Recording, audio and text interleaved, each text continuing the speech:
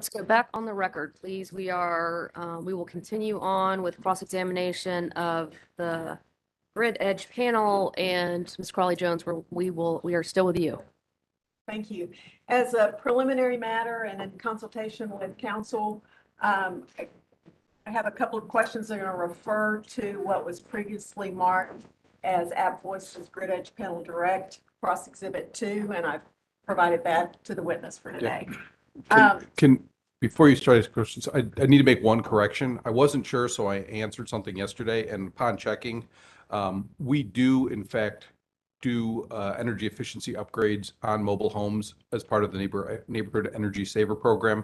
It wasn't part of the original approval, but as one of the modifications, we added mobile homes. And we even have phase 2 measures where we'll do the belly insulation as part of the Neighborhood Energy Saver. So I did want to make that correction. So if the website currently reflects that in a frequently asked questions that mobile homes are not eligible and that renters are not eligible, you're saying there's been some correction to that information? I don't know what I can't speak to what the website says. You asked me if the Neighborhood Energy Saver covered mobile homes, and I said I didn't believe it did, and I wanted to correct that for the record. Thank you. And to try and go back to another question where we left off yesterday, I think you testified also about kind of a second tier of that Neighborhood Energy Saver program.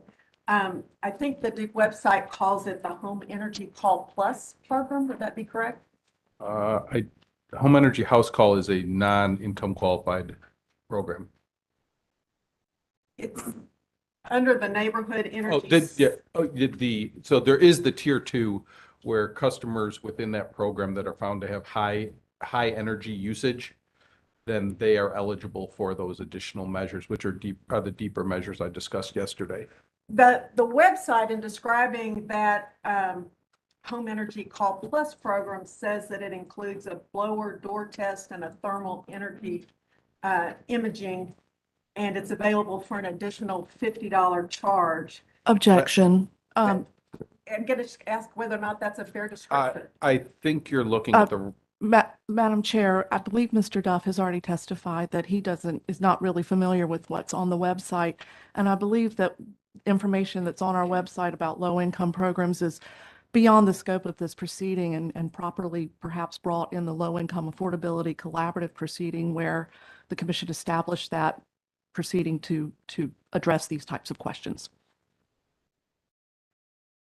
He provided a description yesterday of programs that were available to low-income customers, and the website appears to provide different information, and I wanted to bring that to the commission's attention because and he's also testified to the fact that there are no financial barriers to low-income participation in these programs.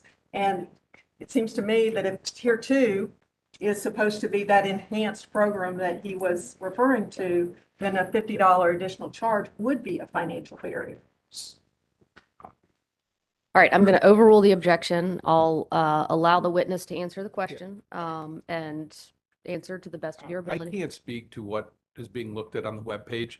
The Home Energy House Call Plus with the $50 blower fee is the regular home energy audit program. It is not the Neighborhood Energy Saver program. So I'm not sure what you're looking at the webpage, but the Home Energy House Call Plus with that $50 option for the blower door, that's the regular home energy audit program, not Neighborhood Energy Saver. Thank you. Okay, moving on to what was our last question yesterday was a question regarding publication by the ACEEE guide for regulators regarding low-income energy efficiency. And you said you were not familiar with that publication, but you are familiar in general with ACEEE, correct? I'm aware of the organization, yes. And in general, can we agree that they focus on programs and policies to reduce energy waste and combat climate change? I think they focus on energy efficiency. I think it's the American Council for an Energy Efficient Economy is what ACEEE stands for. And I can tell you, my knowledge of them is focused on energy efficiency. As I pointed out, there's some inconsistencies with some of the measurements that they make in their reports. So I'm particularly aware of their work. Um, I would like to have marked at this time, Appalachian Voices Grid Edge Panel for both cross-examination 1, and I'd ask my associate to pass that out. It is the April 28th, 2021, Supporting Low-Income Energy Efficiency, a Guide for Utility Regulators.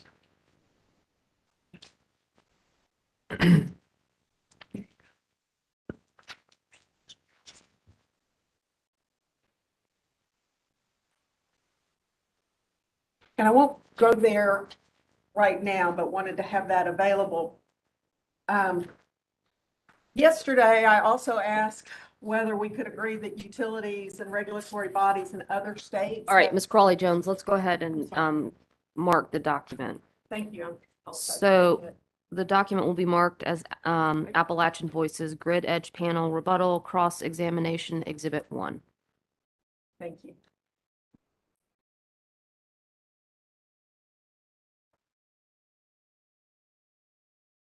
Yesterday, relative to the question of whether you were aware of any other states where targets had been implemented for low-income programs, and I went to YouTube to try and make sure I was accurately describing this. You responded in general that you were not aware of any in the areas that Duke serves. And I think you said, I'm not specifically aware of any. None of the states that Duke operates in that I'm familiar with, we don't have those specific targets associated with achievements other than what we have in NC, which is projected targets as part of the cost recovery mechanism in annual reconciliations to that target. That's what I said, yes. Okay. Duke operates in Ohio, correct? Correct.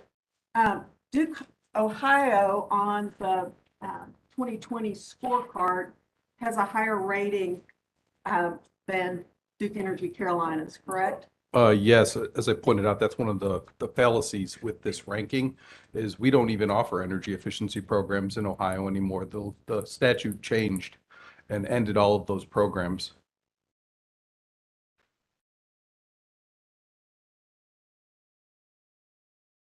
So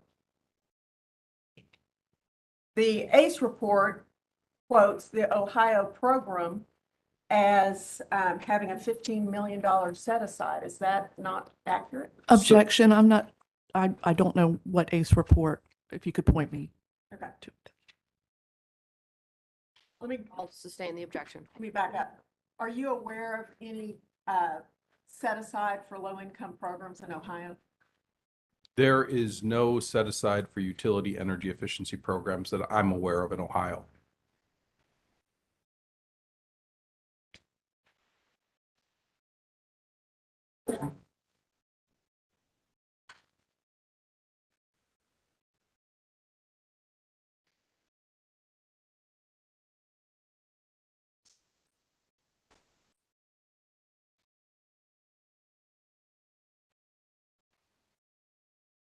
On page 2 of the document that's been marked cross-examination exhibit 1, the ACEEE sets out recommendations to regulators, and the first one is to set a goal for energy efficiency delivered to low-income customers. Do you see where that is? I see that, yes. And at the end of that first paragraph, it refers to several examples of spending, savings, and other requirements in state databases. And there's a link there to the state database. Yeah, I see that it says state policy database. Okay, thank you. So subject to check, I'll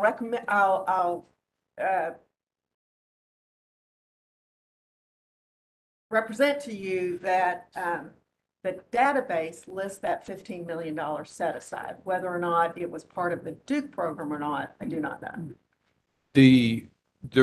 I can tell you, as having been responsible in a similar role in Ohio, that we had utility energy efficiency programs since 2008. They were terminated in 2020. During that entire period of operations, we did not have a targeted low-income amount for utility energy efficiency programs, nor was there a utility energy efficiency program set aside.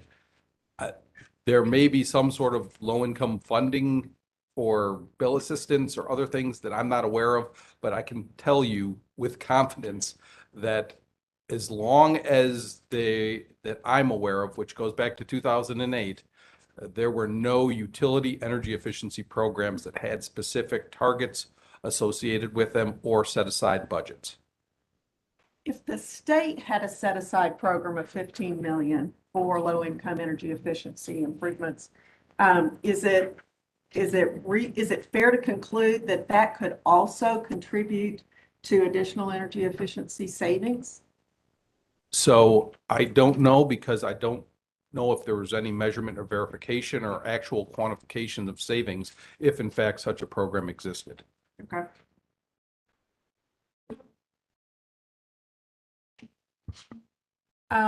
The scoreboard also lists 2 Massachusetts utilities at the top of the list. And then your late filed exhibit also spends some time talking about utility energy efficiency in Massachusetts, correct? Yeah, so it does, this does have, I believe NGMA is National Grid Massachusetts, and Eversource Massachusetts, or MA, is on the exhibit that you provided. And in the late filed exhibit, we do discuss Massachusetts, because there are a number of things that are done in Massachusetts that help to increase the amount of what's counted as utility energy efficiency. I believe what you're talking about in the late filed exhibit referenced that they have a ability to promote fuel switching and count those savings, similar to what I mentioned during our direct testimony regarding California recognizing fuel switching. So that's what I've talked about.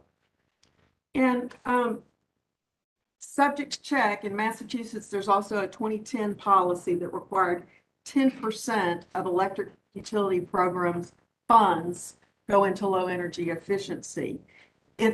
Are you aware of that program? I'm not aware specifically of that program.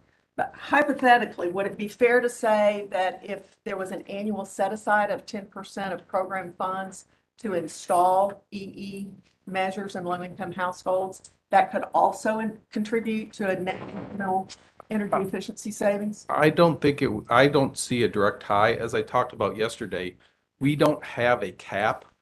And even the most recent enhancements to our cost recovery mechanism provides an incentive through a PRI or performance recognition incentive associated with low income programs that are not cost effective, and so they don't have a positive net benefit to share. So I truly don't believe that there's any tie with necessarily achieving more by having a higher level of budgeting, because if we can do more low-income energy efficiency, I can tell you that the company would like to do it. There are other barriers that are not related to the program budgets that are what limit the amount of low-income energy efficiency that's achieved. And you've talked several times in the proceeding about low-income programs and evaluation that they are not cost effective. And that's based upon current definitions in North Carolina about cost effectiveness. Is that right? That's based off of the currently approved cost recovery mechanism that delineates how measures and programs are deemed to be cost effective. Yes. Are you aware of states that would define cost effectiveness differently to include consideration of non-energy benefits, such as asthma reduction, thermal stress reduction, productivity improvements, reduced risk of carbon monoxide poisoning, reduced risk of fire, that would change the definition of cost effectiveness? Objection. I don't believe that this is relevant to this docket, and that was a very long list of things for Mr. Duff to say whether he is aware or not aware of. In the rebuttal exhibit and in his primary rebuttal testimony and the Grid Edge testimony, they discussed that part of the problem with the energy efficiency ranking is how that's calculated and what the definitions are used. And so likewise, there's been testimony about whether it is cost effective or not. In states that list higher on this energy efficiency, they have definitions that include cost effectiveness with those additional aspects. And so if you balance cost effectiveness differently, you also get a different, I think it's reasonable to conclude you get a different result relative to energy efficiency savings. So the basis for your question is what are you trying to get from the witness, or why ask the witness the question? If the cost effectiveness definition in North Carolina was expanded to include non-energy definitions, is it reasonable to conclude that low energy efficiency? You're still arguing to me here, Ms. Crawley-Jones, but I'm hearing you. Keep going. Would it be reasonable to conclude that expanded definition would increase the cost effectiveness determination of low income programs? All right, I'm gonna overrule the objection for this one question. I'll ask the witness to do his best in responding, and then let's move on to your next topic, Ms. Crawley-Jones. So I think there was kind of multiple parts to that question. First, yes, I am aware that states look at non-energy benefits. We actually, as part of our energy efficiency order and work with our collaborative, are doing a study to evaluate non-energy benefits to be considered in the total resource cost test for informational purposes. But I highly disagree with the second part of your statement, which is that more energy efficiency could get done if you change the cost effectiveness definition for low income, because the North Carolina Commission, as well as the commissions in the other states we operate, where they do not recognize those non-energy benefits, have said we approve these programs because recognizing there is a societal benefit to providing low-income energy efficiency, even though it's non-cost effective, meaning that the long-term benefits are less than the costs if you're looking at as utility system benefits. So commissions have approved the programs, and we offer the programs despite the fact they're non-cost effective. It's important, whether you're considering those non-energy benefits or not, that the commission consider whether or not the utility benefits are greater than the utility cost to implement the program. So I don't see any change in the cost effectiveness definition changing the magnitude of low-income energy efficiency programs offered, because the commission has already approved programs recognizing under the utility cost test that those programs are not cost effective. Right. One last comparison from the scorecard. The fourth utility listed on the scorecard is ComEd. Would you agree that that's an Illinois-based utility? I believe actually they're a multi-state utility, and that's one of the things I pointed out on this. It's kind of hard to figure out what it actually represents, because there's Duke Energy North Carolina, Duke Energy South Carolina, Duke Energy Progress, all listed here. I don't want to specify that it is ComEd Illinois. ComEd does have utility operations in Illinois, though, yes. Okay. And turning back to what's been now marked as rebuttal cross-examination exhibit 1, the first program listed underneath that point 1 is the Illinois program, and that indicates that it directs utilities to implement low-income energy efficiency measures costing no less than $25 million per year. Would it be fair to conclude that an annual $25 million spending requirement for low-income energy efficiency measures could also contribute to a net incremental energy efficiency savings on the scorecard? So I can't tell you that for sure. I struggle to say that telling somebody they have to spend a certain amount of money every year I think that can lead to sometimes inefficiencies, because if you're trying to spend money and you're not actually getting what you should be from the most meaningful energy efficiency, I've struggled with spending targets for a long time when we've talked about energy efficiency, and I don't know if it's any different for low income. So I can't say it's going to deliver more meaningful energy efficiency. The budgets are higher. And if in fact they're utilizing those budgets to a higher level, then yes, I think you could get more efficiency savings. But uh, from what I've seen, having firm spending targets can sometimes be problematic because you're more focused on spending than getting savings. And we can disagree that is, I accept that. Thank you for that answer. You would acknowledge that that's a different conclusion than the recommendation made by ACEEE. Yes, I'm not speaking for ACEEE. I'm speaking on my experience and what I've seen with respect to utility energy efficiency programs, specifically targeting low incomes in the 8 utility operating companies for Duke, which I have knowledge about. So the questions I had, I'd ask that the exhibit be admitted into the record.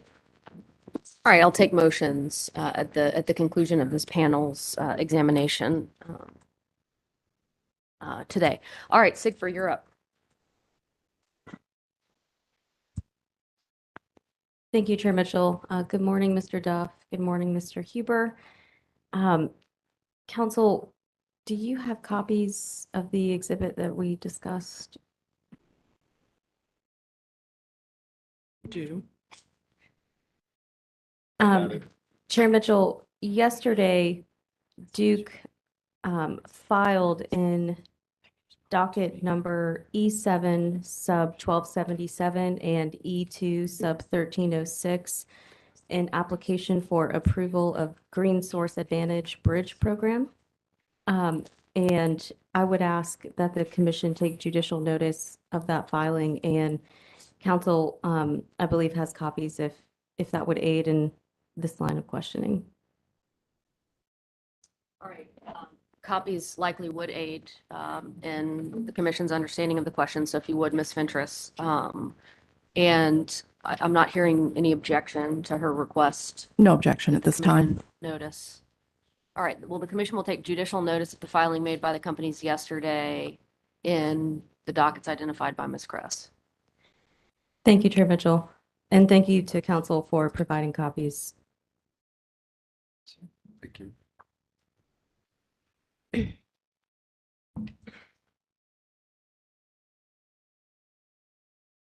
Mr. Huber, Mr. Duff, in your rebuttal testimony, you provided essentially advance notice that this filing was coming. Is that fair to say?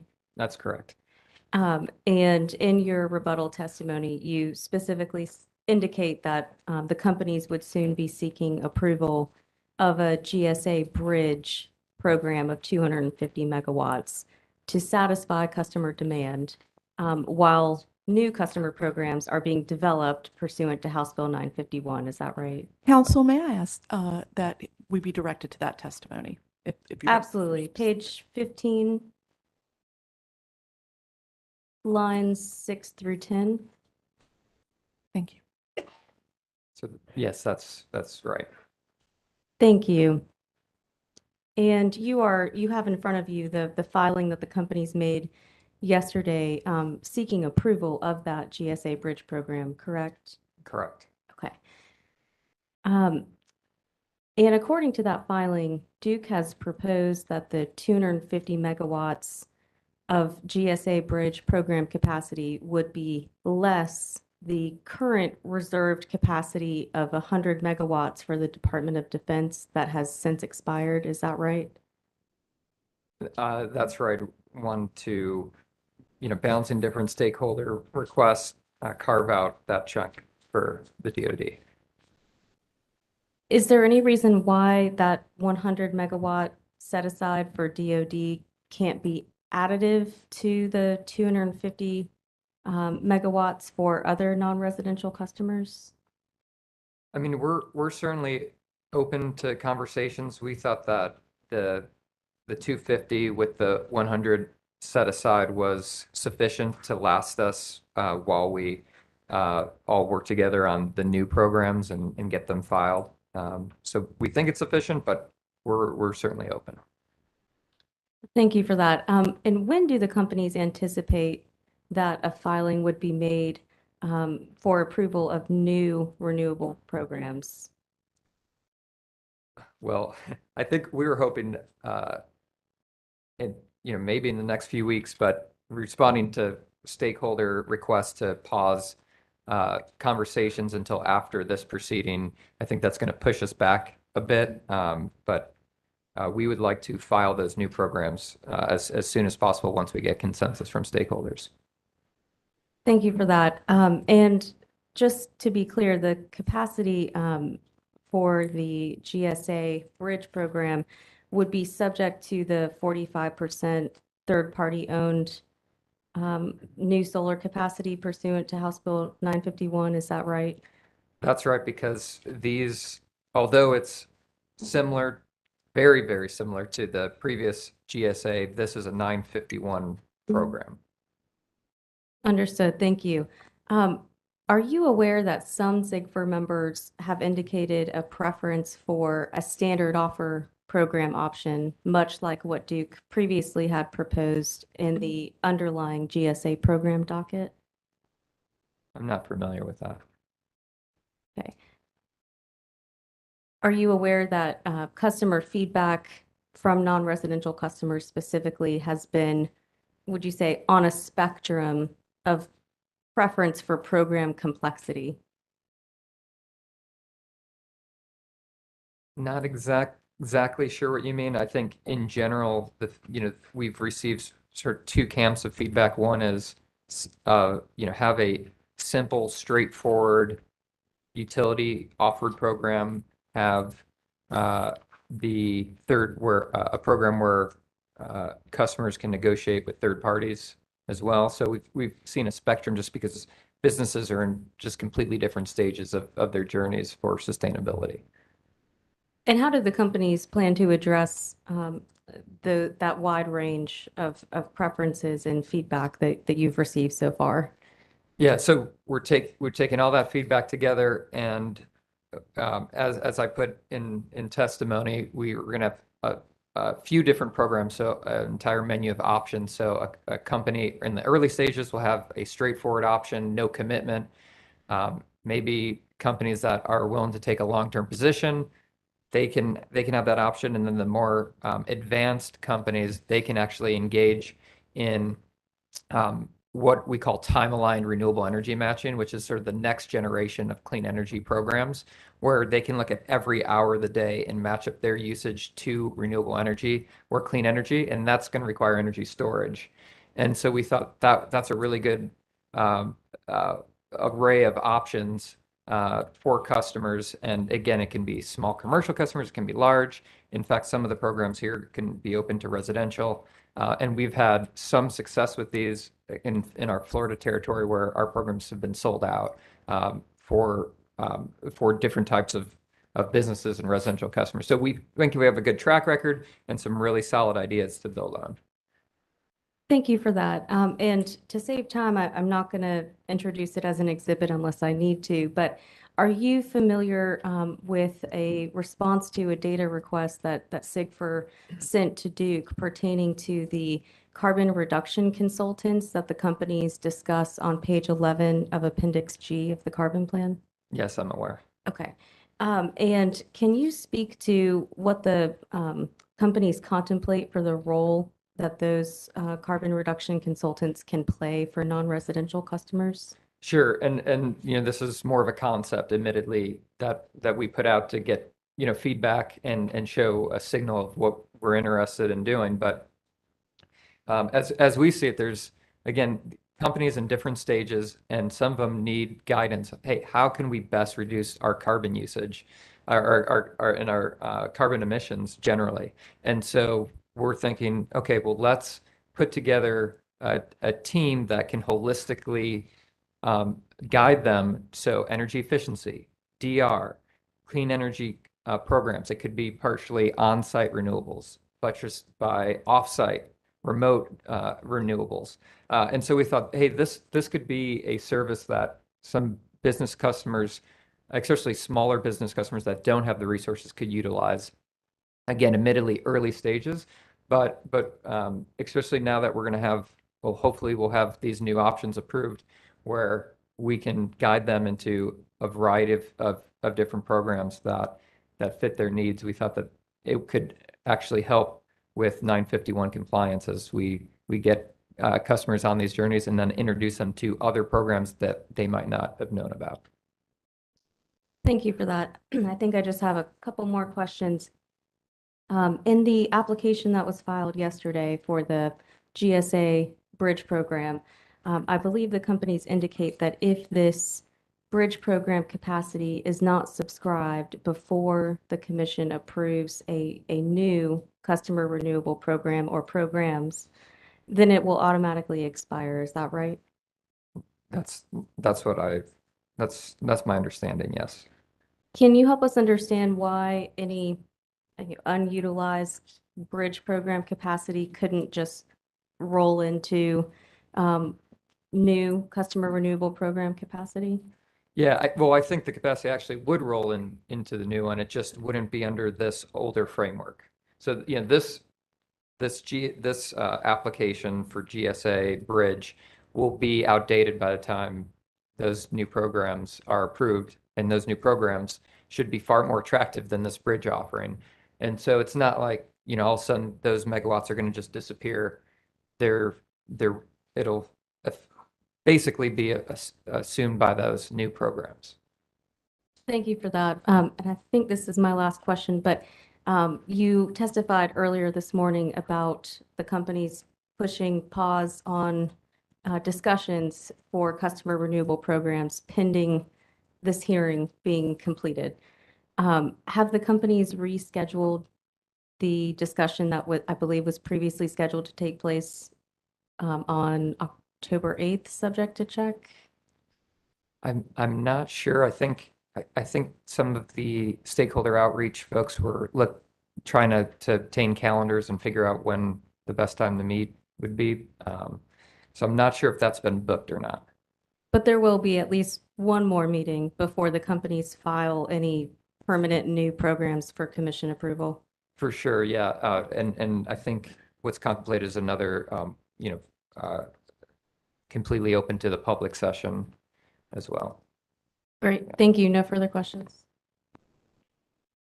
Chair Mitchell, if I may, the CPSA had not reserved time to question these witnesses. I was not able to review the application for the GSA extension program before 8 o'clock last night.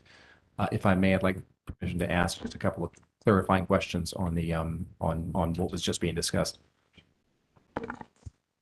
Objection. We do have a filing. There will be an entire docket process on this. It was just filed, and there'll be, I imagine the commission would allow the docket to go forward.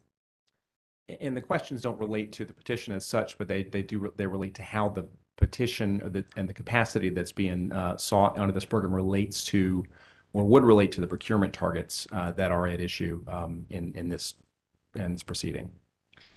All right, I will overrule the objection on very narrow grounds and allow you to ask that one question that you just asked of these witnesses. Go ahead. Right, thank you. Mr. Hoover, does Duke envision that the 250 megawatts of capacity that's part of this program would be in addition to the procurement targets that the commission approves in this proceeding, or would they be drawn from the procurement targets?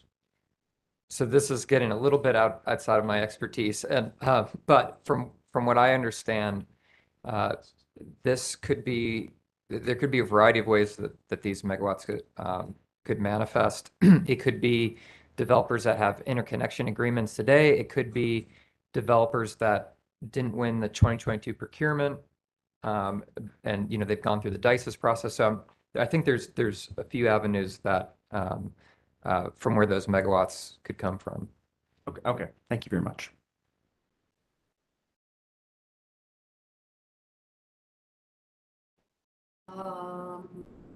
Sace.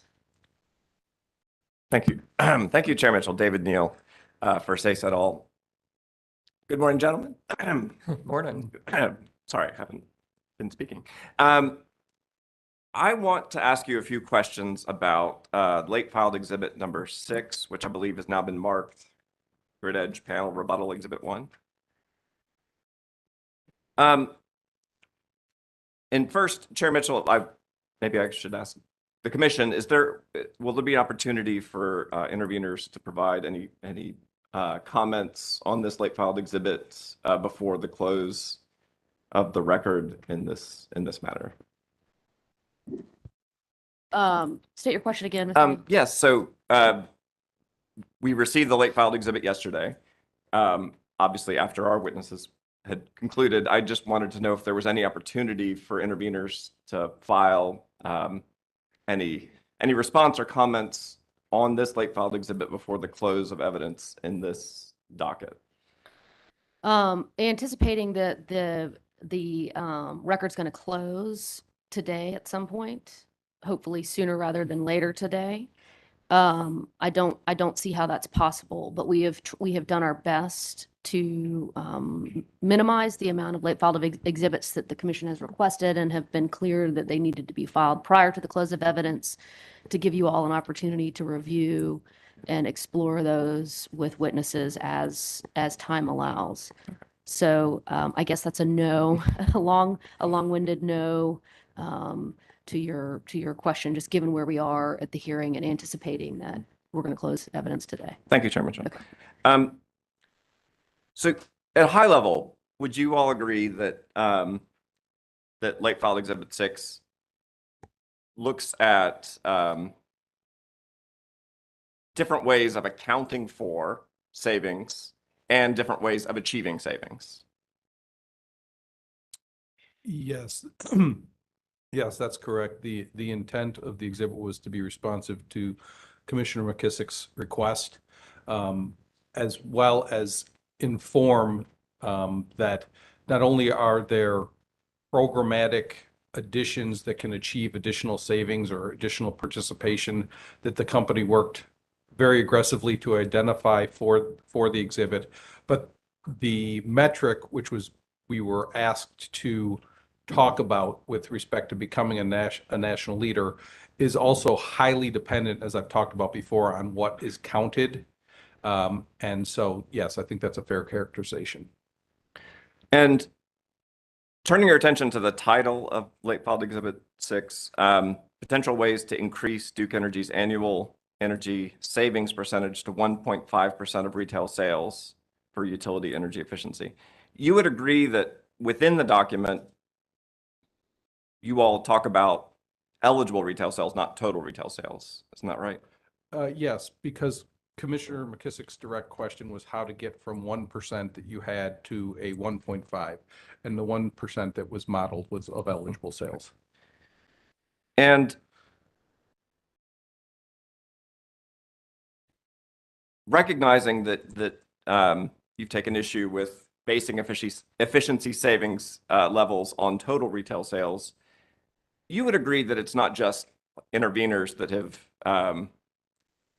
taken that approach, correct? I guess I need a little bit more Sure. clarification on that.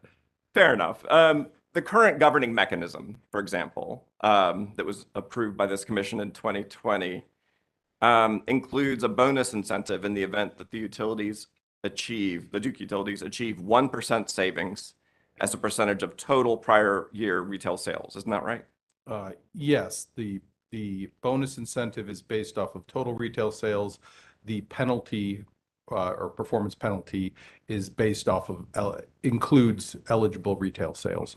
And again, as I talked about in direct testimony, we think that's really important because it still shows that that incentive is meaningful, because we're going to be striving to try and achieve it, as I've talked about before, to get above the 1% of eligible and get to that 1% of total, and we have a meaningful incentive to do so. And the penalty would be if we fell below 0.5% of eligible retail sales.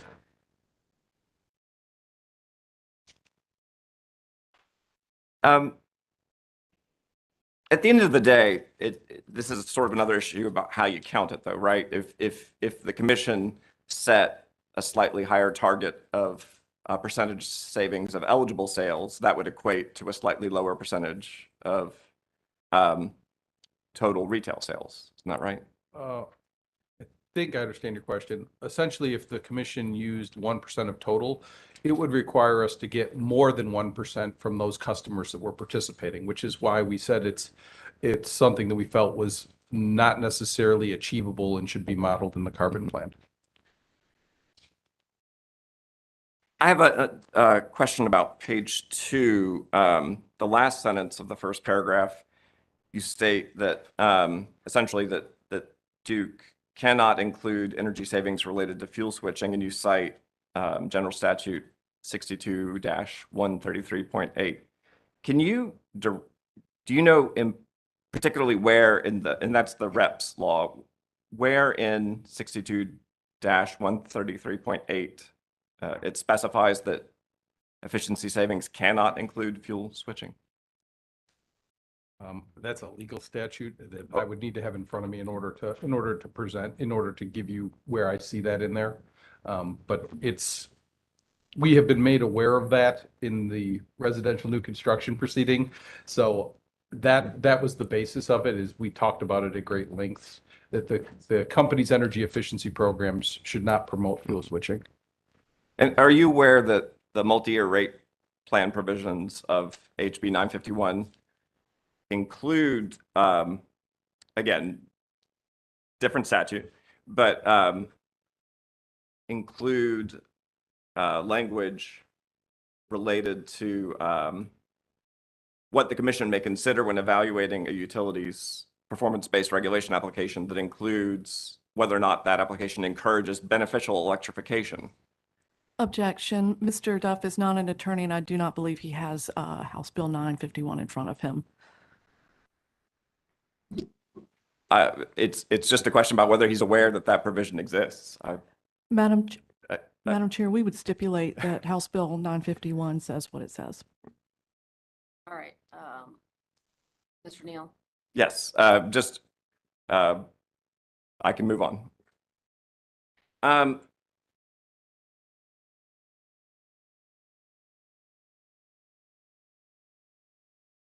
see.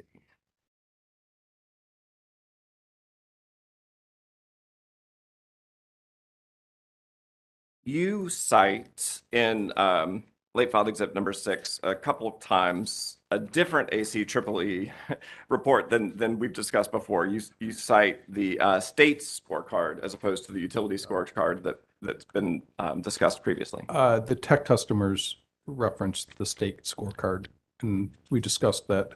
I'm sorry, I forget the attorney's name, but it was the tech customers attorney. And I'm sorry, just to direct your attention to late filed exhibit number 6, there's a couple of footnotes that refer to the state energy efficiency scorecard. For example, footnote 1 and footnote 2. Yeah.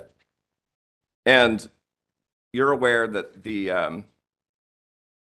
that in table ES2 of that state scorecard, ACEEE ranks North Carolina 27th out of the 50 states plus District of Columbia in terms of overall efficiency savings as a state. Yeah, and as I said, there's still the same issues with those rankings. Mm-hmm.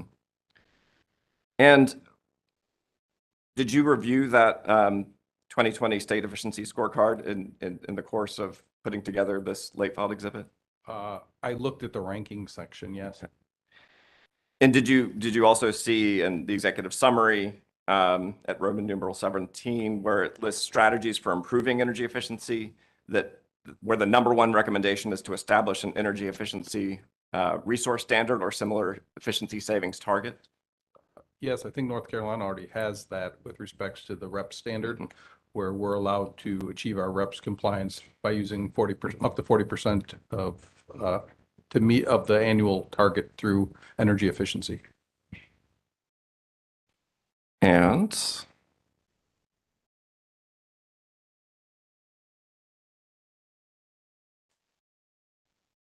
I think I have no further questions. Thank you. Public staff. Good morning. Thank you guys for being with us. Just one question for you. Can you explain what a target would get us as far as energy efficiency goes that the companies are not already attempting to achieve?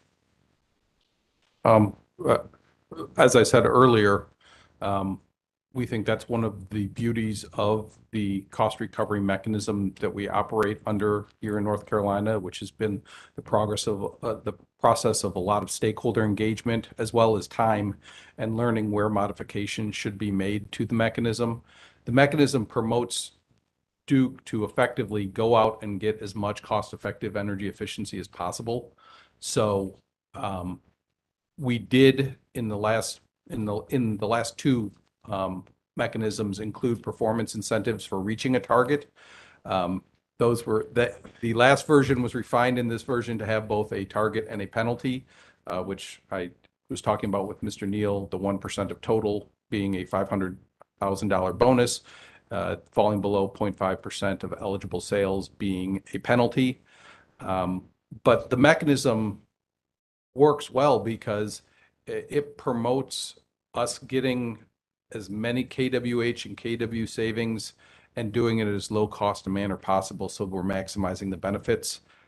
So I honestly don't believe beyond the targets that we try and achieve through reps compliance that additional targets are required for the state. Thank you. No further questions. Just a few. Mr. Duff, I'd like to follow up on the public staff's question. The companies have proposed a 1% of eligible retail sales goals with respect to the carbon plan. If the company had the opportunity to exceed that goal at any time, is the company going to stop at 1%, or will the company continue to pursue cost-effective, energy efficient opportunities? So as I said, yes, there was a 1% of eligible sales modeling assumption that was put in as a floor for the entire 28-year carbon plan period. And if you actually look at those numbers in the early years, and it's shown in Exhibit 6, we're actually in excess of 1.3% of eligible retail sales in the early years. And that's really important because that's based off of kind of the most granular knowledge and detail that comes from our program managers who understand the market. But we thought it was important to keep those aggressive 1% assumptions throughout the entire period. But in any year across that period, the company is always going to try and do as much cost-effective energy efficiency as possible and exceed the 1% of eligible. Thank you. And turning to the questions relating to the 2020 utility scorecard that I believe you have in front of you. It's Appalachian Voices cross-examination exhibit number 2. Understanding you do not agree necessarily that the way these savings are quantified aligns with the way North Carolina quantifies its energy efficiency savings, you do agree that Massachusetts utilities are at the top. Yes, the Massachusetts utilities are at the top. And as I said, there are a number of things that they do differently. They count fuel switching in reviewing their technical reference manual, which determines what they get for savings. They use a as found or preconditioned baseline for early replacement and retrofit measures. They also have different measure life assumptions than we do, which increases the amount of utility efficiency savings. I was surprised in looking at their thermostat measure, where Duke Energy Carolinas in Progress, I believe, recognizes 11 years. They recognized 15 up until 2021, and the new recommendation is 19. So that's 8 additional years of energy savings that go into their UEE forecast. So yes, I see that they're at the top of the scorecard, but for the reasons I talked about, it's not an apples to apples comparison that would say, oh, Duke should do more. If we were using the same assumptions and measurement quantification, then I think we would come up very similar to where Massachusetts is. And in responding to that question, you use the terms precondition and as found, and that's our technical jargon. Can you explain what the use of as found for measurement and verification would mean to a Duke customer? Sure. So essentially, as found, is, as we called it in the carbon plan filing and in our testimony, and is sometimes called precondition, um, baseline, is essentially what you're replacing. So when generally energy efficiency is assumed, you're replacing something when it fails. And so at that point, currently, we recognize what the savings are versus the standard, meaning you're exceeding the standard. So if it's a SEER 15 standard, you count SEER 15 to SEER 16. However, if you can promote the customer to replace something that has 5 years or 10 years left of its life, you should be able to claim the savings that they're realizing versus what they replaced, because that unit that was being replaced would still be in service using a lot more energy than what you replaced it with. And so that's what we mean by as found. So as found means encouraging a customer that to replace inefficient equipment that may still be working or may be slightly malfunctioning with something more efficient.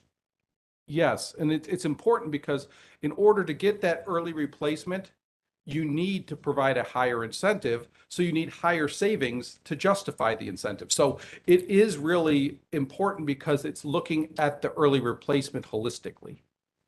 Thank you.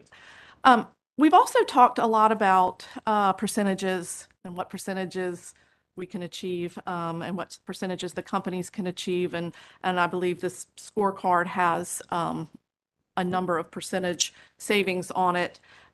If I may pass out an exhibit, and may I have this pre-marked as Grid Edge Redirect Exhibit 1?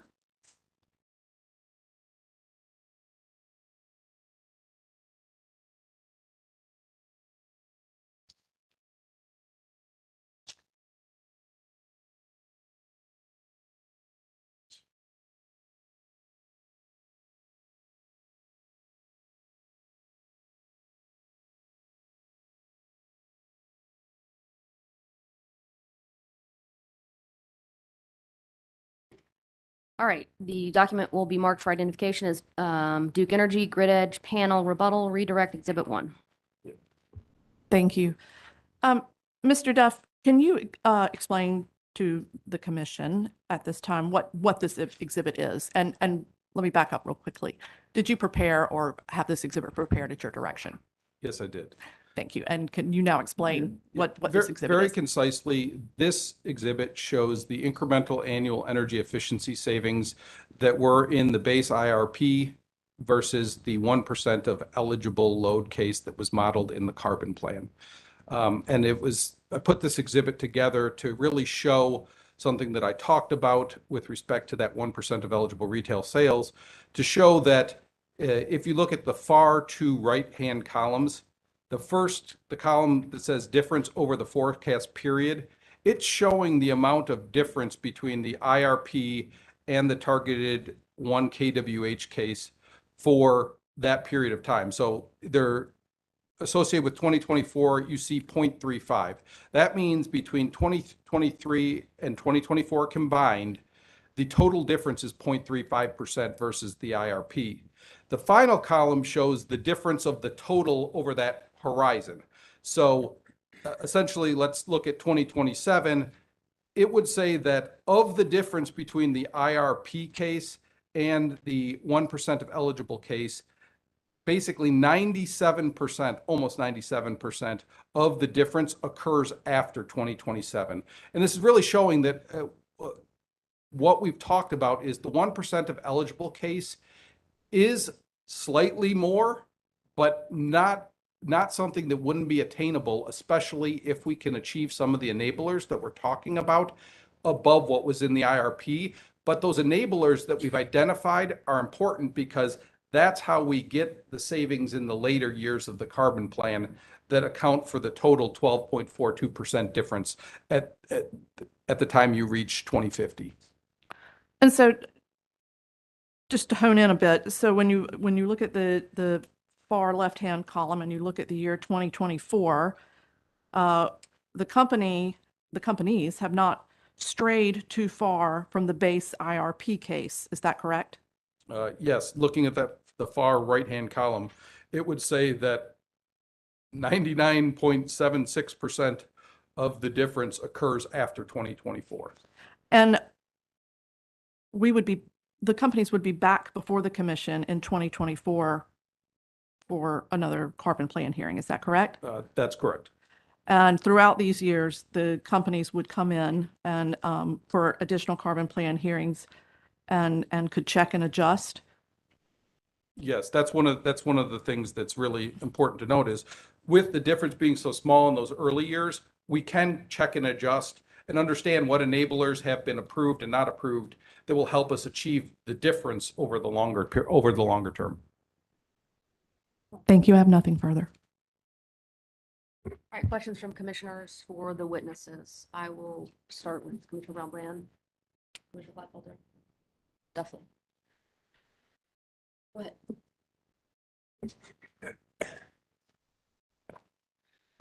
ahead. Thank you for your testimony so far. Just a couple questions. One, how comfortable are you? I know there's an elaborate collaborative process. Lots of people are involved in energy efficiency in the state, working with you. How comfortable are you that the key collaborators are really have a good understanding of the current cost recovery mechanism? I think that the key collaborators have a very good understanding. I think that bonus and penalty incentive were two key areas that were really driven by stakeholders. And as I talked about, the originally in the previous mechanism that was in place through 2021, there was just a bonus incentive for hitting 1% of sales. And we didn't specify whether it was eligible or total. And so that was a lot of controversy that we then worked through and put into the new mechanism. So I think that the stakeholders that are involved are very familiar with the mechanism. Okay. Thank you for that. The second question is, you talked a lot about recognition of savings and kind of how the beans are counted with this metric. And it made very clear sense to me that you have to understand the definition when you're looking at a metric. So you've expressed evidence that fundamentally just the definitions are different in different states. And that's calculating a different percentage. So my question is, you've talked about that we could change how savings are recognized. If we just change something today about how savings are recognized, current savings that are occurring, but you're not, quote, getting credit for it. So does that make sense? If we just did that, is that going to change what Duke is forecasting, what kind of generation they need to reach? Is that really going to have an impact on why we're here for the carbon plan? No. And so if you're looking at the exhibit was done in a manner to show that if you're simply honing in on that metric, if you make that metric apples to apples, North Carolina, the Duke utilities could be higher up on that list by counting additional things. But to your point, it's not going to yield any additional savings. The IVVC Volt-VAR project was identified in the carbon plan. We're doing it. But if it was counted, we would be a national leader. And so I think that your question is a good one. Does it get more efficiency? No. And I think that's our point is Duke believes that what it is doing in the Carolinas is national leading when you factor in how we count things in North Carolina, as well as we point out in late file exhibit, how much customers use their usage and what rates they pay for that electricity. So thank you for that. So with that said, is there another metric we could be using in addition to this 1% that would be directly tied to the carbon plan? Do you have a suggestion for us to consider it? So I would suggest that we would use that 1% of eligible sales that is the modeling assumption the company's proposing in the carbon plan. And monitor our performance versus that, because that's what we're trying to achieve. It's important, though, to recognize that there are things outside of the company's control that pandemics, supply chain issues, inflation, workforce availability that can cause you to miss efficiency. And because a lot of efficiency achievement is associated with timing, if those things happen, you lose that opportunity to have it be utility efficiency. It's going to appear in the load forecast and it's naturally occurring efficiency, but the utility energy efficiency window has closed because standards may have advanced. And so I think that that's I think what the company is believing it's going to track going forward is how it's doing towards what it's put into the carbon plan, because that's what we're trying to do in order to make the entire carbon plan work. So that's how I would propose us meter it. And as I said, since there are those variables that can affect if customers choose to participate or not, which is ultimately what's required for utility efficiency, I think having the 2 years to check and adjust and account for those changes is really important. But I do think that using that 1% of eligible load until we do the first check and adjust is a great target that we should be trying to shoot towards. Okay, I think that's it for now. Appreciate that. Thanks. Additional questions? Go ahead, Commissioner McKissick. Well, let me first thank the two of you for pulling together late file Exhibit 6. I know the time frame that we originally thought you might have for preparing it ended up being reduced rather substantially and compressed so that we could get it in the record today before the hearing ended. So in the event there were interveners that had questions, they'd have a chance to pose those questions to you. So I appreciate your good faith efforts to present us with kind of an options of policies and enablers that would help us get to that 1.5%. So I want to thank you for that. I think you did an excellent job in comparing and contrasting how energy efficiency is defined in other states, and that it isn't necessarily an apples to apples comparison. So I think you, in your narrative, provide that in context. But of course, you also, get into other details about new programs that could be initiated here in North Carolina, or different approaches we might take. And I don't want to get into anything dealing with a pending docket we might have. I'm going to stay away from that completely. That would be inappropriate. But I guess I would like to start perhaps some discussion by going to, let's see. And I'm looking at late filed exhibit number 6, which was identified as grid edge rebuttal exhibit number 1. And if we go to the 6th page. I'm there. Yeah, item number 4. Of course, you discussed non-residential opt-out enhancements. And there we're talking about, commercial and industrial users who are opting out.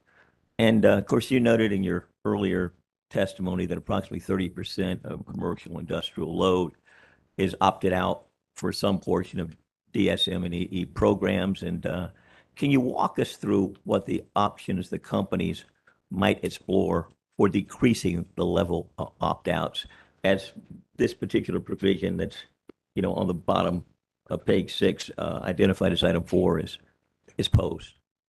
Yes, certainly. So I think it's important to note that your request was what the commission could do. And Yes. I have to point out that the non-residential opt-out is a statutory provision. So I tried to keep it in the context of what could be done with utility programs. And so I don't have specifics at this time, other than we are continually looking at developing new programs that are attractive. We feel like we have a pretty encompassing portfolio now, but we've been working with SIGFR and others to design potentially a new demand response program consistent with something that's offered for SoCal Edison. And so developing programs that meet customers' needs and get them to opt in is something that we're always exploring. I think we continue to look for process changes. You know, we added in a few years back a opt-in window for Duke Energy Carolinas because in conversations with our large account management, we learned that a lot of times in that November to December window when they were making the decisions to opt out, they had not finalized their capital budgets for the next year, so they didn't know if they'd have the money to do the projects. So we created an opt-in window the first week of March where customers who had opted out but decided that they now could participate could opt in during that window. So that's what the intent of this is to find those processes that works with customers' businesses and their processes to make participating in the programs more attractive.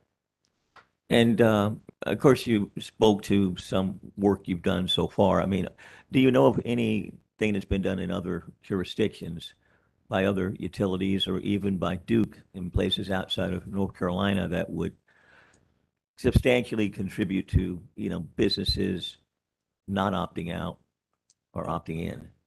So we have opt out in most of our jurisdictions. I will say there's differences in the definitions of what counts as a customer's eligibility, but that's a statutory provision. And then we have some states where we don't have opt outs. And in those states, customers have really worked closely with us to make sure that since they can't opt out, that they are participating. I'm hopeful. I think the one thing that I would say is if we could have more intentional conversations, I think with customers, because right now when they have the ability to opt out, that's kind of easy, right? I don't have Yeah. to worry about figuring out how to make the programs work. So I think in speaking for the one state where we do have all customers in, they're more interested in telling us what works for them.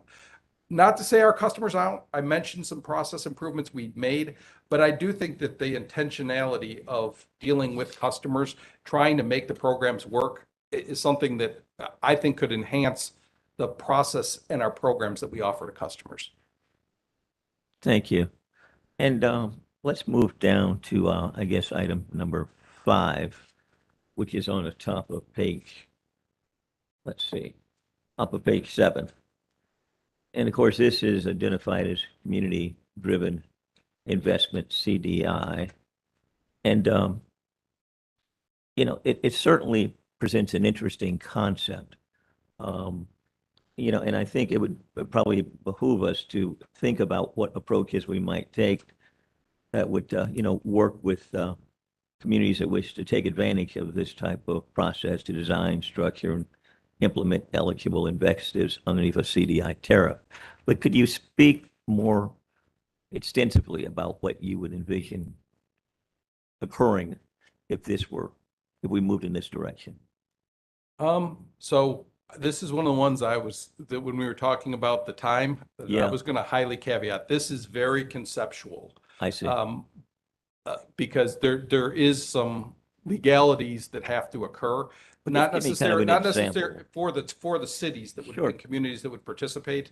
But the concept is that because cities and municipalities have kind of defined budgets of operating revenues, that their decisions to take on investments to get efficiency are oftentimes constrained by those budgets, because in order to increase their budgets, they have to raise taxes.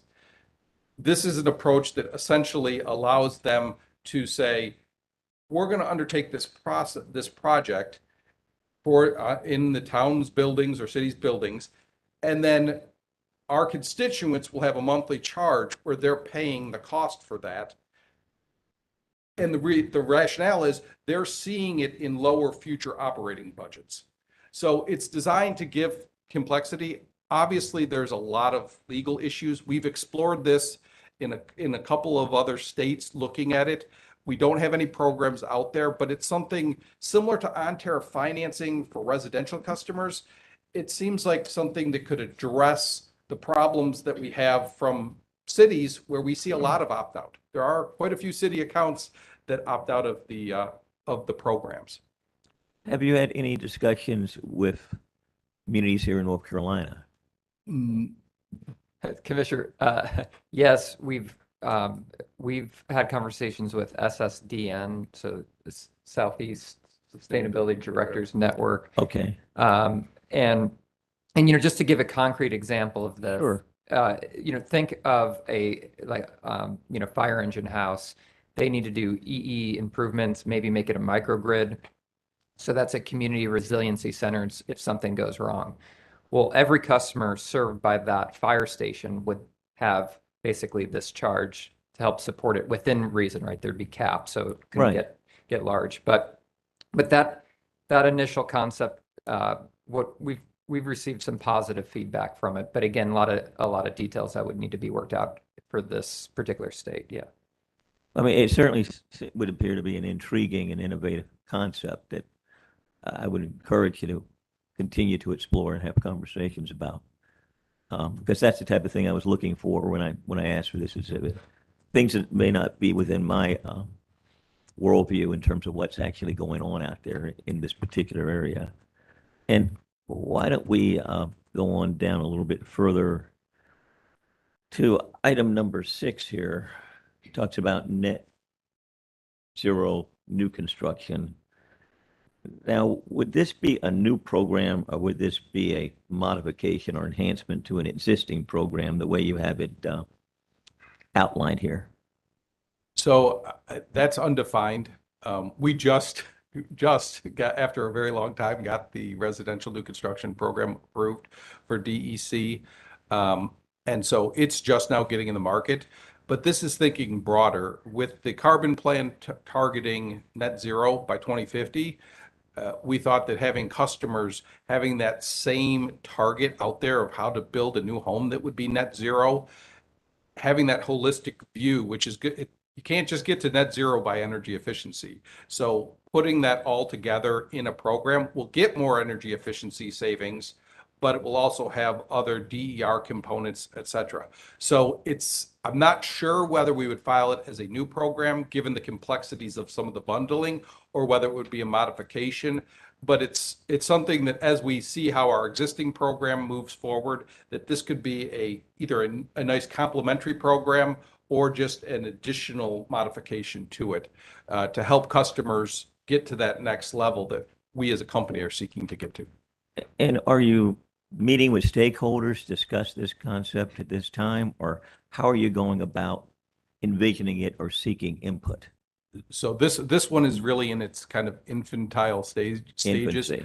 We haven't had any specific conversations. And that's true, but we've also engaged some new home builders Okay. to talk to them, and then we applied for and received a DOE grant for a Connected Communities demonstration project that works with like a new neighborhood and essentially decks the homes out with all the latest sort of controllable technology. So that's going to be a first demonstration of it. But then we want to go further than that. And again, as Mr. Duff mentioned, we want to align the housing stock that comes in the state to the long-term goals of decarbonization. And so you have to start now to get there by 2050. And so what we envision, it builds off of a lot of these other dockets that we won't talk about, but the Right. Smart Saver and a few other ones. And then as well as those new customer renewable programs that we were just speaking to, right? So, and then there could be some resiliency plays in the neighborhoods as well. So we have started very initial discussions, but this DOE grant that we were able to win, that's going to be a big boost to this effort. And the grant that you're referring to, how recently did you receive it? And do you mind if I ask what the amount of that grant was? Sure. So I believe the contract with the DOE was just recently signed, like a few weeks ago. I believe it's just under $7 million. Okay. So it's significant enough that you can really flesh out the details and have this demonstration project undertaken that can help determine what the parameters might be of this type of a program. That's right. And it's more of a technical test. And then from there, we need to get into the business model customer acceptance test. So, think on-tariff financing. Well, how can we Sure. take on-tariff financing and bring it to new construction so that the home builder doesn't have a disincentive because their homes are more expensive, Right. but that additional cost is layered into the customer's monthly bill, but the savings overtake that cost on the bill. So it's a win-win. So the home builder can now say, hey, our homes are, these great net zero homes, no additional cost to the upfront, price of the home. So that's a business model that potentially we could explore. And then again, and then matching it to different programs that hopefully will be approved so that you have, again, a menu of options, because not every customer is going to want rooftop solar, and not every customer might want batteries on their premise, right? So having that optionality, but still getting to net zero in different ways is going to be important. So first, we got to get the technology, and then the business models, the customer acceptance, which then fits into that rapid prototyping that we were talking about last time. Look forward to hearing a lot more about this. And I guess items 7 and 8 kind of, well, they link together in a way, but they're also separate. And I understand why. So, I mean, if you could, we've touched upon already kind of the early replacements and retrofit matters. If there's anything further you'd like to state about that, this would certainly be an appropriate time to do so. Sure, just that it is a critical component of on-tariff, because on-tariff financing, in the way we've developed it with stakeholders, is designed to be bill positive, meaning that the savings are greater than the monthly charge on the bill associated with the efficiency investment. And in order for those savings to work, you have to count it as found savings, because that's what's really being seen on the bill. You're getting customers to make a big investment. They're going to see a charge on their bill. And so you have to reflect the actual savings that are being achieved versus what they replaced, not just that efficiency standard bump that you would see if in fact it was new construction rather than a replacement and retrofit. And so really just incentivize people to go out there, replace operative appliances, put in more efficient ones, but creating some type of standard that can be used to measure what the existing condition might be in terms of energy usage. Now, in terms of number 8, it talks about tariff on bill program, which is different in terms of the way it would function and operate, but could, again, incentivize people to go out and replace appliances or other goods yet they might have in the home. They work hand in hand. Exactly. One's an energy efficiency program. The other is really just a payment program that eliminates the upfront financial burdens for the customer as well as credit requirements, and allows it to be put on the bill. It's actually tied to the account rather than to the customer. So a subsequent owner of the premise where that account is responsible for the charge, they will pay that on-tariff amount, but they'll also receive the savings that were from the original decision. But yes, they're complementary, but there's no actual incentives built into on-tariff. Right. It leverages the company's energy efficiency incentives in order to make it work. Are you aware of jurisdictions that offer this type of tariff on bill program today? So today, the on-tariff program has been primarily offered by co-ops. I see. There are a few utilities who we have talked to at Lynx that are running pilots versus a kind of broader program.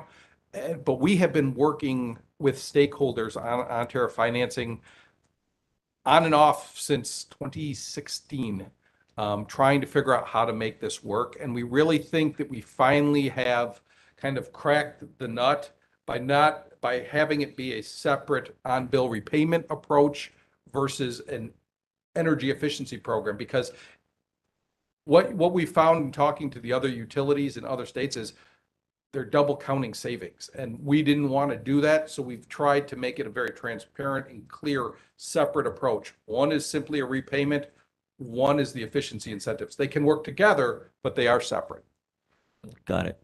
And Commissioner, I would just add that it's taken a lot of work on all sides to figure this out, but we do think we've cracked the code. Yeah. You use a different analogy, but Right. but there's no other IOU, I think, that can say that they've been able to piece this all together in a way that's cost effective and yields those savings that overtake that charge. But of course, we need, some of the enablers to make this work, but we think this will probably set the trend for the country, honestly, if this is approved. Well, I hope that we will. And of course, I guess HB 951 pretty much puts you in a directive to move in this direction. So I'm looking forward to learning more about it as you guys work on these concepts. Now, let me ask you this. Is there any other program or initiative that's identified in this late file exhibit number 6? I've only focused upon the ones which I found most intriguing.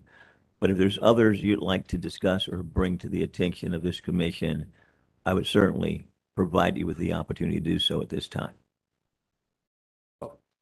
Okay, I'll start out on this one, and I won't take too long, I promise. But the energy optimization one, I think, Yes. is really important for us to start to think about, because to save carbon, it's not just about reducing a kilowatt hour whenever you can reduce it. It has to be at a specific time, increasingly. And sometimes, as I mentioned in my last testimony, you have to load build in order to avoid curtailments and reduce integration costs of the system. And so with this energy optimization, this is something that Arizona has recently passed in their energy efficiency dockets, because they've recognized this need, and they're a little bit ahead of us in terms of the amount of solar and the dynamics of the system there. And so I think they're a good postcard from the future that we can look to. But we have to increasingly think about optimizing the energy use and having as much dynamic price signals and programs as possible. And so in the past, when you could just say, hey, every kilowatt hour is valued the same, you should just reduce the kilowatt hour. That's still important, but what's going to be increasingly important is the time that you're actually reducing load. And so if we might have some programs in the future that slightly increase usage, but they increase usage at the right time and decrease usage during the most carbon intensive periods. In the past, you would say, oh, well, this isn't good. This is slightly increasing usage. But in the future, it could actually be one of the most effective ways to reduce carbon. And you can think about a battery at a premise. A battery has round trip efficiency losses, right? So it might be using more energy overall, but it's targeting the highest carbon times and the highest peak demand time. So it's creating an overall net benefit. So that is what this is trying to get at. Very good. Well, let me once again thank you for pulling together this exhibit. I think it certainly focuses our attention on some initiatives that could be undertaken, and I look forward to hearing more from the two of you and from the companies as we continue to set our goals aggressively to get to that 1.5%. Thank you. Thanks.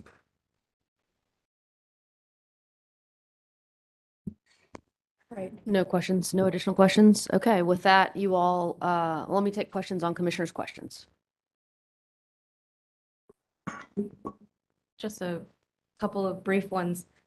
In response to Commissioner McKissick asking you about ways to reduce non-residential load that is opted out of EEDSM programs, you indicated in part that Sigfer and Duke have been engaging constructively about some new or potentially modified demand response programs. Is that correct?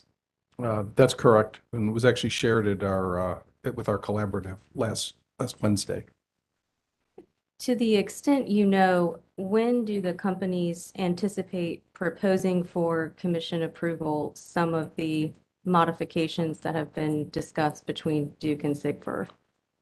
I would say in the near future. We're still waiting for some feedback from the collaborative.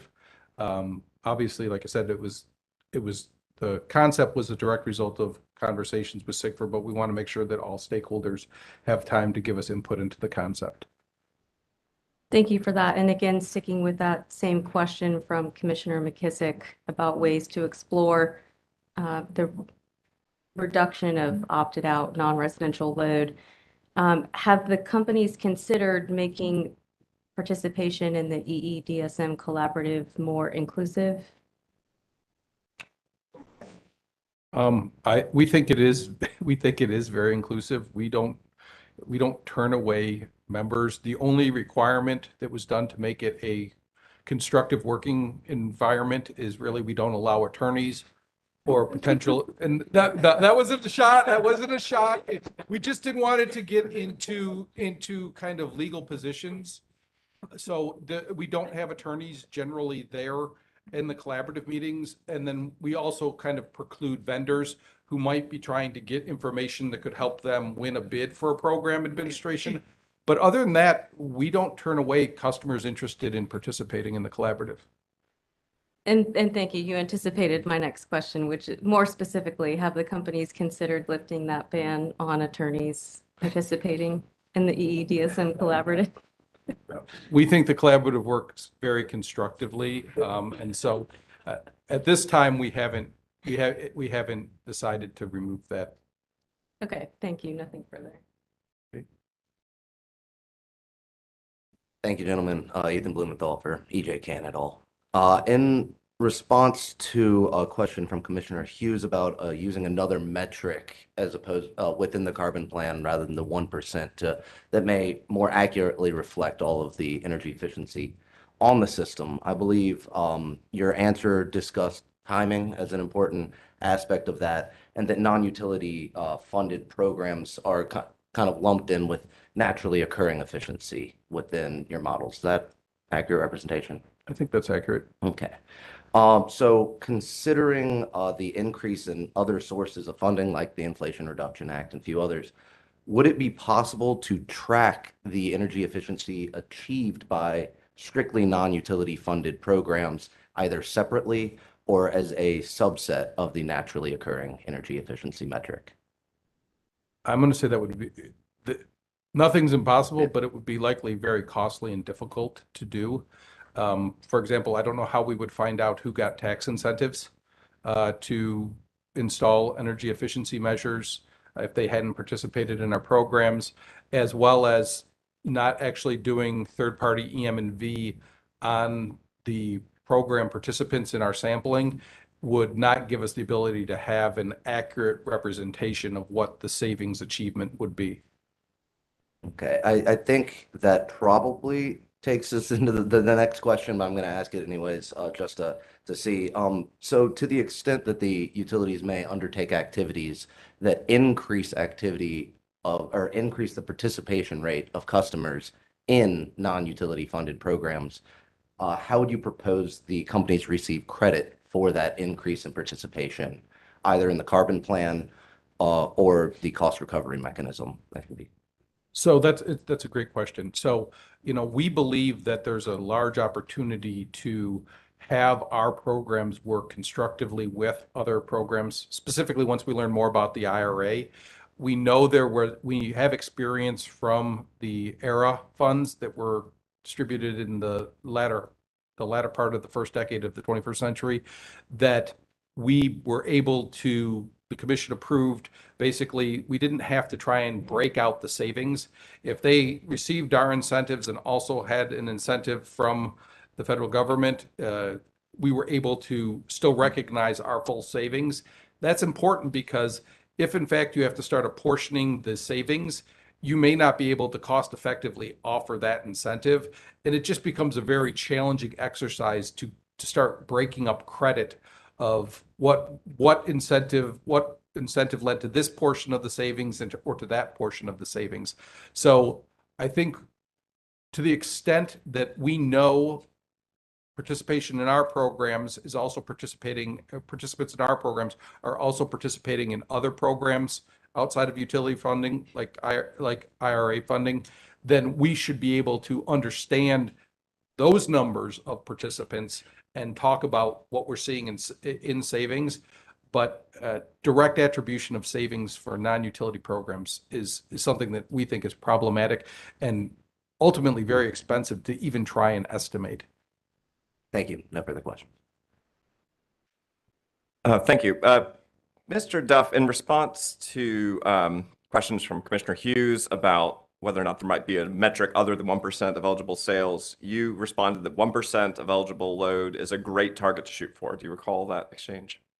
Yes, it's what's in the carbon plan. And you would agree that Rebuttal Redirect Exhibit 1 shows that in the next few years, 1% of eligible sales is pretty much a rounding error from business as usual. So what I would say is that's different from the IRP. There is still challenges because of all the market conditions we're operating in to hit there. So we think that the fact that we're actually, I believe at like 1.35% of eligible sales in the next few years actually is a very challenging target. And we're going to have to work to get there, just as we would have to work to get to the IRP targets because of market conditions that weren't anticipated at the time that the IRP was originally put together. And at the time the IRP was put together, there wasn't HB 951 or the carbon reduction goals either. Exactly, which is why we thought the 1% of eligible, which is more aggressive over the total time frame, was appropriate. In response to,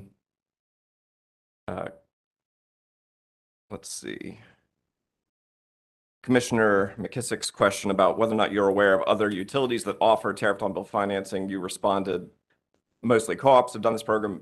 You're aware that one of those is in North Carolina, correct? Yes. So Roanoke Electric's been offering a very successful tariff on bill financing program for several years now, isn't that right? They have participants. They don't have the same rigor of M&V and cost effectiveness requirements that we have, which I think by their metrics, they are successful, yes. And finally, in response, Mr. Huber, I think it was also to Commissioner McKissick's question about anything else you wanted to discuss. You mentioned the energy optimization. And just, would you agree that the dynamic time of use rates with critical peak pricing is an example of the kind of energy optimization that you're talking about? So that is one form in terms of a price signal to encourage behavior, but it is to me just one component. You want to couple that with actual devices and other behavioral programs as well. But it is certainly a key piece. There'll be other rate designs, I'm sure, as that we'll all develop. But absolutely, that's a key piece. And you would agree that managed EV charging would be another example of how to get at that kind of energy optimization. That's exactly right. And so just really that's in the category of maybe enhanced demand response. So integrating technology that allows the utility to control devices to help move them off of peak generally. Yeah, I guess it's this hybrid category, right? Because demand response typically, it's only an hour or two every once or twice a year, where we're talking about operating much more frequently and in all months. And some of the use cases will be longer than a few hours. So for instance, for like a smart thermostat, we would have the function of those big DR events when we've got a peak day. But there could also be settings that optimize the customer's usage for key hours every day. But it's just a minor setback, not the big setback that you would get when there's a large event. And so that's one where it's a little bit closer to an an energy efficiency play than a DR play, but still under this umbrella of dynamic optimization. All right, thank you. No further questions. Questions from Duke? All right, I believe we have come to the end of this panel's examination. Take motions on the panel.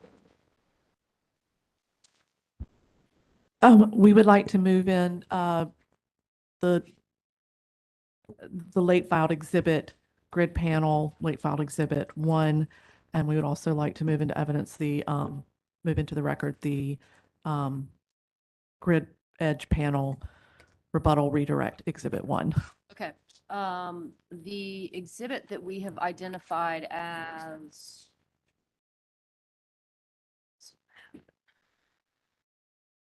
I think it's Duke Energy Grid Edge Panel Rebuttal Exhibit 1. Is that correct?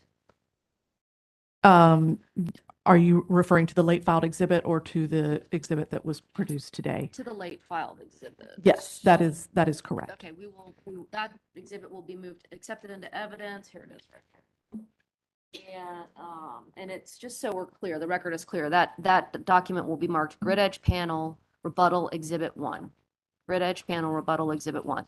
That document will be accepted into evidence, and the redirect exhibit identified by Ms. Fentress will be accepted into evidence as well. Thank you.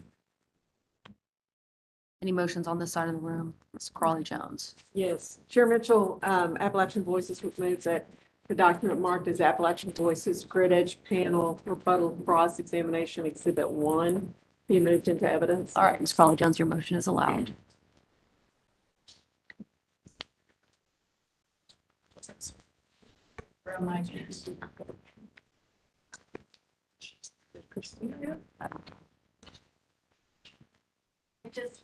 Can you hear me okay?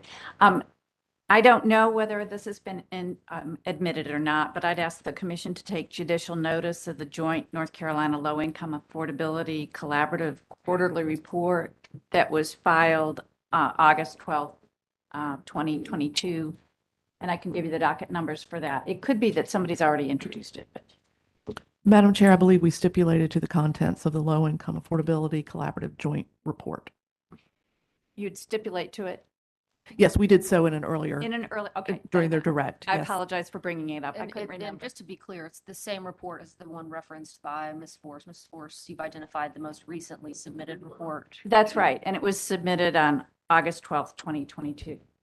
That is the one we are referring to as well. Ms. Fentress. All right. Okay, thank you. And if this is the appropriate time, I'd like to clear up an earlier motion. We would withdraw that motion, and that relates to the questions that Commissioner Clodfelter had for Mr. Burgess, our witness, and we just withdraw that motion there. Okay, and that There was motion just is some related confusion. to late filed exhibit 2 versus 4. That's right. Okay, all right. Well, Exactly. the record will so reflect that that motion has been withdrawn. Thank you. Okay. And then Ms. Crest, did you need to make a motion here? I don't think so, but Okay. did the document that Ms. Fentress had copies of that she circulated I at took the judicial outset? notice of that document. Excellent, thank you. Okay. All right, with that, well, let's see, gentlemen, you are excused. You may step down. You are excused. Thank you very much for your testimony today. All right, we will take our morning break at this point. We will come back on the record at 11:20. Off the record, please.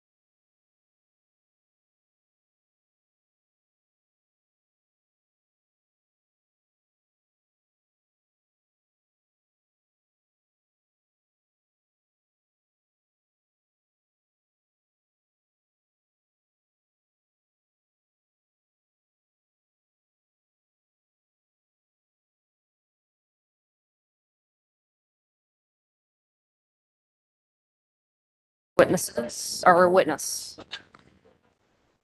It's in the middle.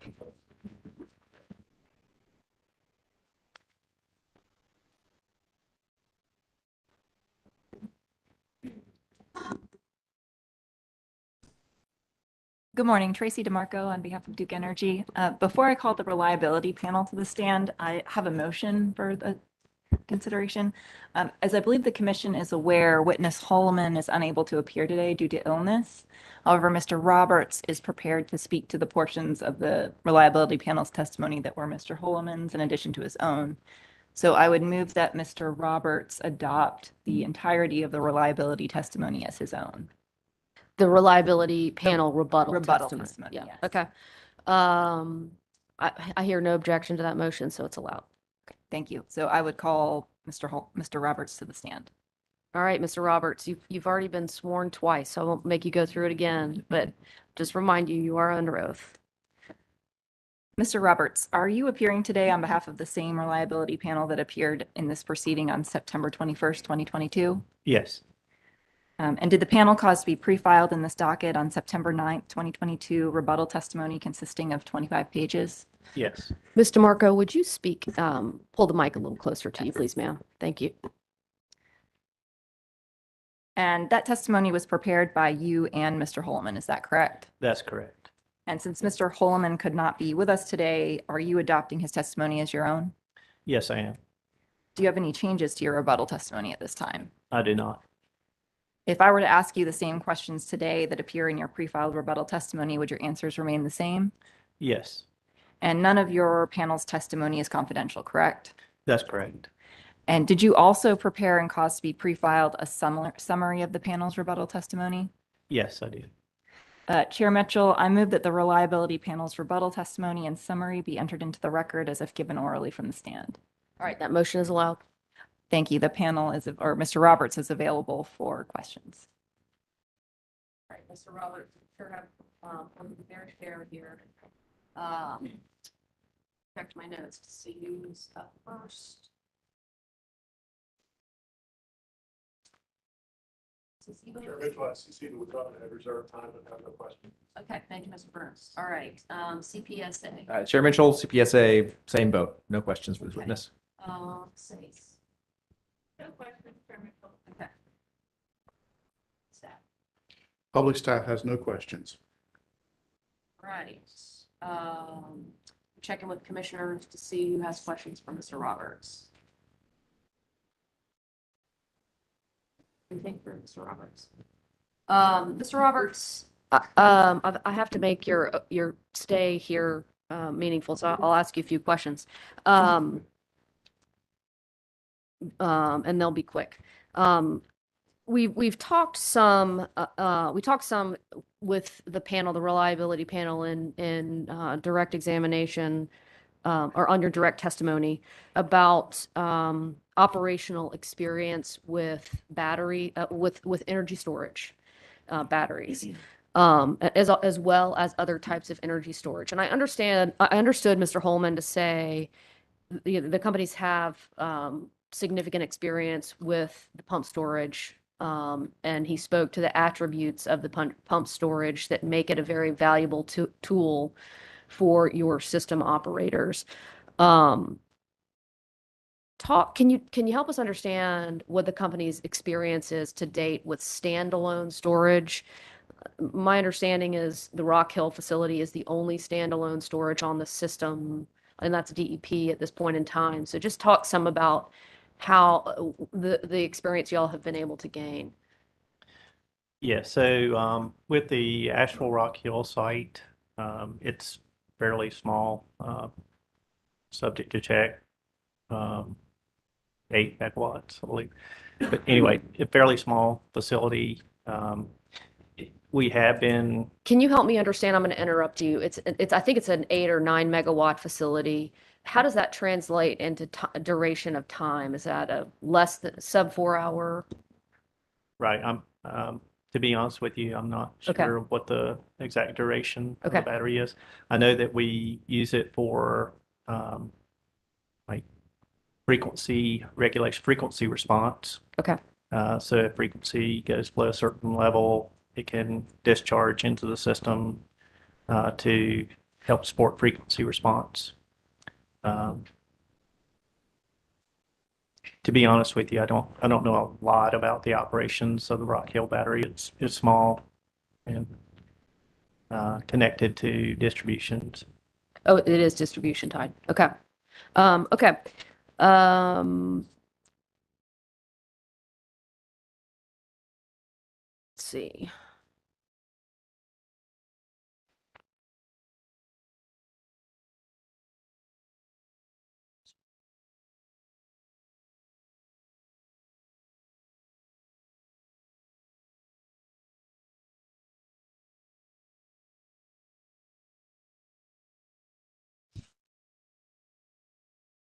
Let me just go back through testimony.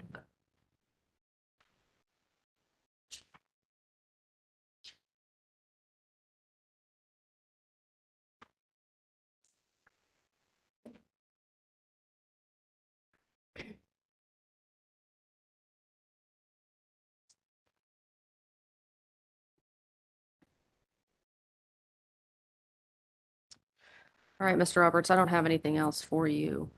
Any questions on my question? No? Okay. No. Okay. All right, Mr. Roberts, you may step down and be excused. Thank you Thank very you. much for your testimony in this proceeding. We very much appreciate it. All right. Take a motion. Chair Mitchell, may just a very brief motion out of abundance of caution. So over the course of this hearing, Duke has filed a number of late filed exhibits at the request of the commission. We filed 6 late filed exhibits in total, the 6th of which was already entered in the record as a rebuttal exhibit for the grid edge panel. At this time, with the chair's permission, we'd like to move in to the record at the appropriate time the other 5 late filed exhibits. So late filed exhibits numbers 1 through 5 into the record. And then out of an abundance of caution as well, we would ask that the commission allow into the record all of the summaries filed for all the testimonies, most of which we believe have already been moved in the record. But again, out of abundance of caution, we would move those in at this time. Okay.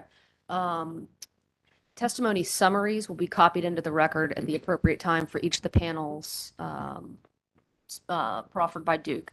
The late filed exhibits filed by Duke, numbered 1 through 5, will be admitted into evidence, identified as late filed exhibits 1, 2, 3, 4, and 5.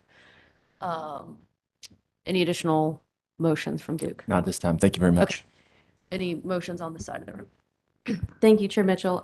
Sigford 2 and 3 would like to move into the record its late filed exhibit number 1, which was filed in this docket, and docket number E-100 sub 179A yesterday, September 28th. That motion is allowed, and the document will be identified as Sigford late filed exhibit 1. Thank you. To be clear, I don't recall, but the Duke late filed exhibits will be identified as Duke Energy late filed exhibits 1, 2, 3, 4, and 5. Any additional motions on this side of the room? Anybody? Okay. All right. With that, we've come to the end of the expert witness portion of this proceeding.